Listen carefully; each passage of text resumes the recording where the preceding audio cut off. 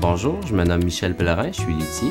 J'ai modifié une autre guitare pour Gino Filion à sa demande. C'est une guitare à la base qui est une Norman B20 qu'on a carrément enlevé le manche. Celle-là, j'ai fabriqué un nouveau manche selon les spécifications de Gino pour permettre d'avoir un manche. Bon, le manche est beaucoup plus large. Le manche a 10 cordes.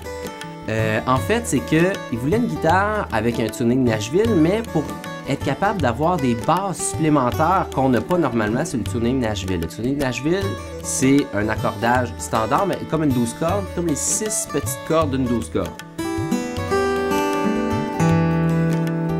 Ensuite, avec le manche 10 cordes, Gino m'a demandé de rajouter justement un La et un Mi, qui est les grosses cordes d'une guitare standard, qu'il ne peut pas avoir quand on a un tuning Nashville normalement.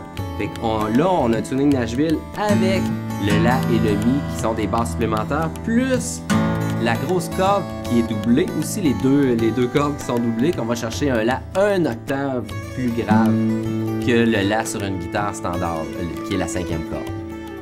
Fait qu'on a fait un manche qui est plein. Là, il n'est pas scalopé, pas d'extension de touche. C'est vraiment pour aller chercher un autre style musical. La Norman B20, au départ, était avec une caisse pleine. On en a fait un cutaway pour permettre à Gino Filion d'aller vraiment pouvoir improviser comme il veut, sans être gêné par la caisse. Il peut aller jusque dans le bout du manche complètement. Il y avait une complexité, c'était d'aller chercher un silet vraiment long pour aller chercher toutes les cordes du manche. Et puis, fait qu'on a modifié le pont, et puis ensuite, on y a mis un micro LR-Baggs élément, que le piezo est beaucoup plus long, capte sur beaucoup plus long que sur les autres piezos standards. Fait qu'on peut voir toutes les cordes avec l'espacement standard, les cordes qui sont doublées ici.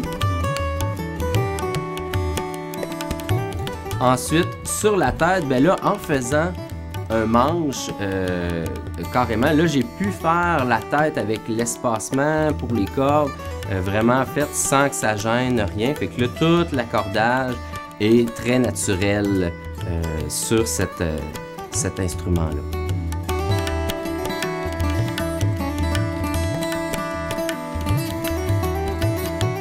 Maintenant, vous pouvez voir l'arrière du manche.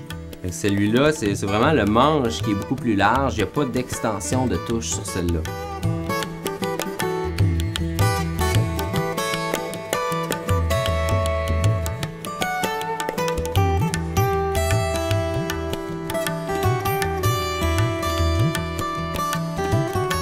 On peut l'entendre sur la chaîne de Gino Filion sur YouTube et on peut avoir un lien par les Guitares Pellerin sur le site des Guitares Pellerin. Merci.